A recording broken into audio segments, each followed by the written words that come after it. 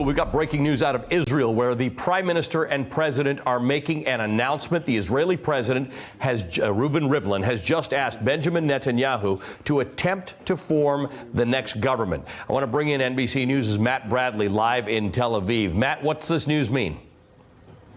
Well, what it means for Israel, Ali, is that the rumors of Benjamin Netanyahu's political death were greatly exaggerated. All this talk about how he wasn't going to continue on. He's the longest serving prime minister in Israeli history. He's now been charged, as you mentioned, by the president with forming a new government. He has 42 days to do that. And if he doesn't, then that opportunity will probably pass to his main rival, the centrist Benny Gantz. He's the head of the Blue and White Party. He's also a former military chief. If he doesn't do that with another 42 days, then that'll go back probably to yet a third election, the third one in less than a year.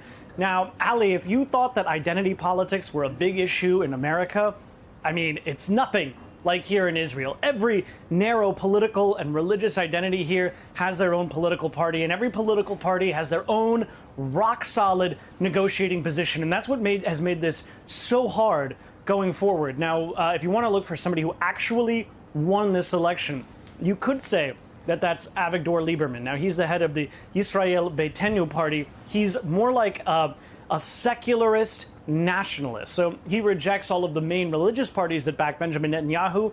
He also rejects a lot of the Arab parties, the more Muslim parties that back Benny Gantz, the centrist candidate. So he's kind of the kingmaker in this whole thing. He has 8 seats. Whoever he decides to swing behind will be the winner. Now, so far, the really interesting thing and the drama behind all this, Ali, is that Benjamin Netanyahu, again, the longest serving prime minister in Israeli history, he's not just fighting for his political future and his career, he's actually fighting for his freedom. He's facing 3 different allegations of corruption.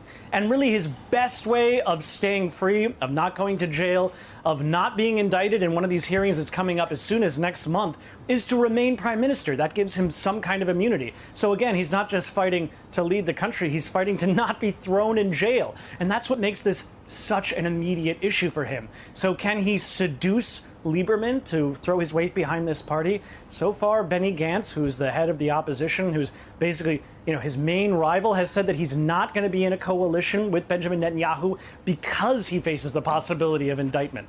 Ali? All right, and just to be clear, he's got 42 days to do this, but sometimes these things are achieved in less time. Either he will get the 61 seats he requires, or he may have to go back to the president and say, I can't.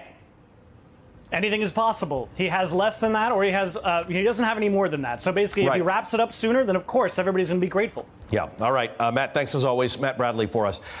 Hey, MSNBC fans, thanks for checking out our YouTube channel. Subscribe by clicking on that button down there and click on any of the videos here to watch the latest interviews and highlights. You can get more MSNBC for free every day with our newsletters. Just visit msnbc.com/newsletters to sign up now.